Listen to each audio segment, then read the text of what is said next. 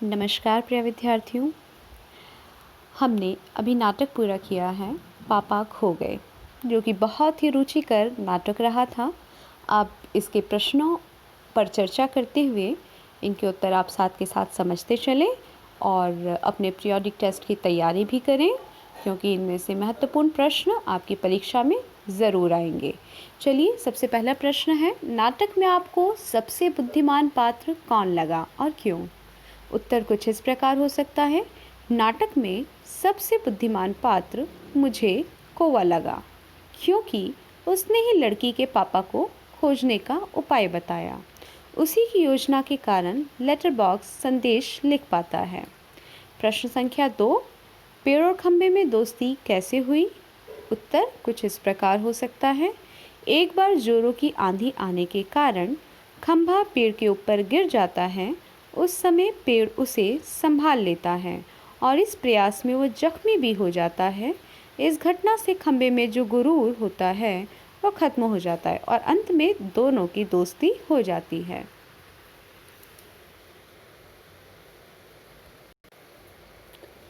प्रश्न संख्या 3, letter box को सभी लाल ताऊ कहकर क्यों पुकारते थे?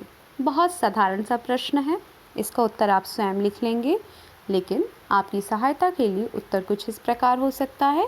लेटर बॉक्स ऊपर से नीचे पूरा लाल रंग में रंगा था, साथ ही वो बड़ों की तरह बातें भी करता था, इसलिए सभी उसे लाल ताऊ कहकर पुकारते थे।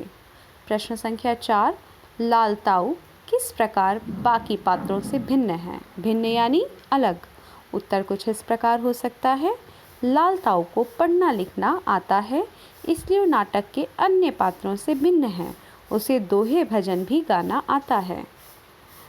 प्रश्न संख्या 5, नाटक में बच्ची को बचाने वाले पात्रों में एक ही सजीव पात्र है, उसकी कौन कौन सी बातें आपको मज़ेदार लगी?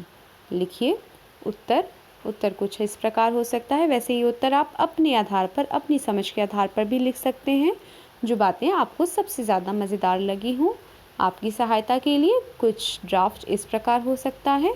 नाटक में बच्ची को बचाने वाले पात्रों में एक ही सजीव पात्र कौवा है, उसकी कुछ मज़ेदार बातें हैं।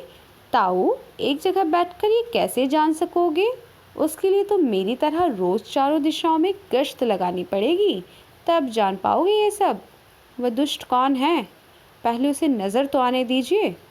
सुबह जब हो जाए तो पेड़ राजा आप अपनी घनी छाया इस पर किए रहें, वो आराम से देर तक सोई रहेगी।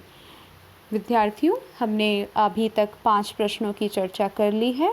अगली कक्षा में अगले वीडियो के साथ अन्य प्रश्नों पर चर्चा होगी। इतने आप सब अपनी उत्तर पुस्तिका में इन प्रश्नों के उत्तर लिखें, समझें तथा साथ ही उसे याद भी करें। धन्यवाद।